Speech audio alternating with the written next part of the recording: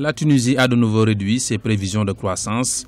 Annoncée à 3% au début de l'année, elle est désormais annoncée à 0,5% le jeudi 30 juillet contre 1% précédemment. Le secteur touristique a subi plusieurs contre-performances également liées aux différentes attaques terroristes.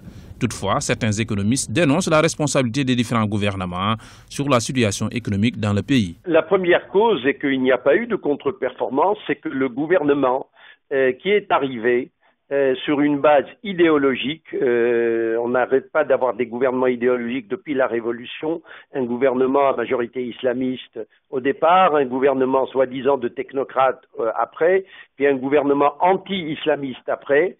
Ces trois gouvernements ne se sont pas occupés sérieusement de l'économie et en particulier du budget de l'État qui est un outil de pilotage important et merveilleux qu'ils ont délaissé. Les entreprises publiques ne jouent pas pleinement leur rôle dans la consolidation de l'économie du pays, qui est en grande partie dynamisée par le secteur informel. Le plus grand défaut de croissance vient des entreprises gérées par le gouvernement, des entreprises dites publiques.